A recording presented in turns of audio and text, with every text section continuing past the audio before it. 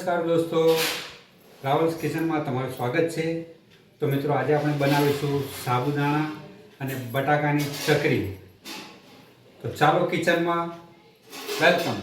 તો મિત્રો સૌપ્રથમ આપણે લઈશું 2 કિલો બટાકા, એને સરસ વોશ કરી નાખીશું।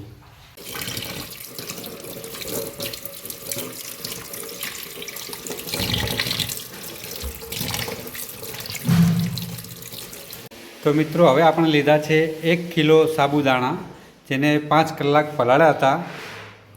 તો તમે જોઈ શકો છો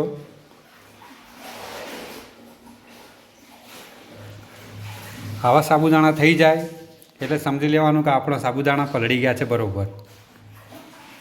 તો મિત્રો બટાકા બોઇલ થઈ ગયા હતા, એને હવે ખમણી લીધા છે।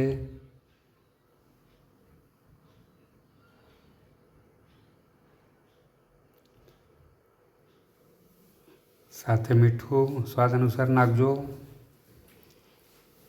કાળા મરી,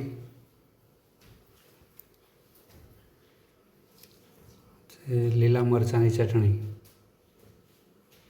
મિત્રો આપણે સાબુદાણામાં બોઇલ કરવા મૂકી દીધા છે। એની અંદર આપણે નાખીશું મરચાંની પેસ્ટ,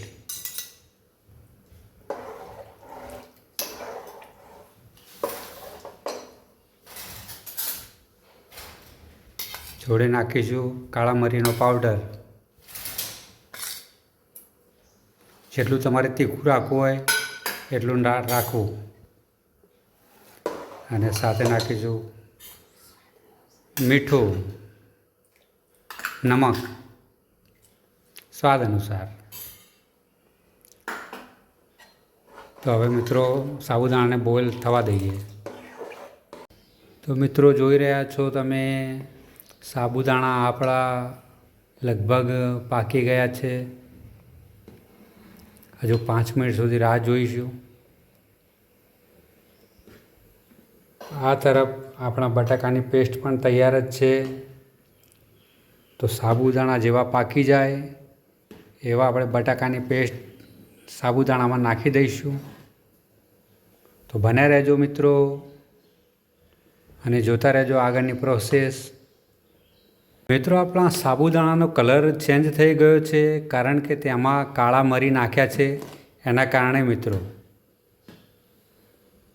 મિત્રો જ્યાં સુધી આપણો ચમચો ઊભો ના રહે ત્યાં સુધી આપણે સમજવાનું કે પાક્યું નથી। તો જો મિત્રો હજુ આપણો ચમચો ઊભો નથી રહેતો। મિત્રો આપણે હવે બટાકા સાબુદાણામાં નાખી દઈશું,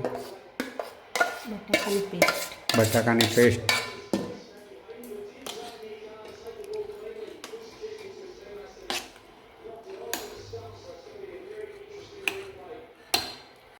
તો મિત્રો હવે આપણું મિશ્રણ તૈયાર થઈ ગયું છે સાબુદાણાનું ચકરી બનાવવા માટે, સરસ મજાનું।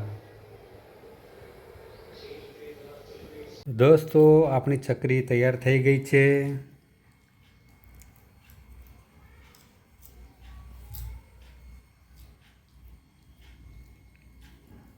દોસ્તો આપણી ચકરી સુકાઈ ગઈ છે। તો થોડા ટેસ્ટ માટે આપણે તળી લઈશું। તળવા માટે આપણે મૂકી દીધું છે વાસણ।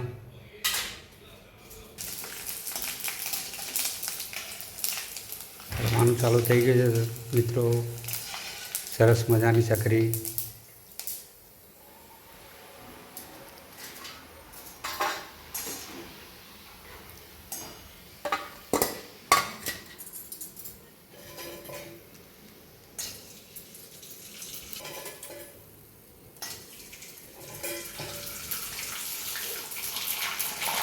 તો મિત્રો લાઈક કરો, શેર કરો, સબસ્ક્રાઈબ કરો ચેનલને અમારી।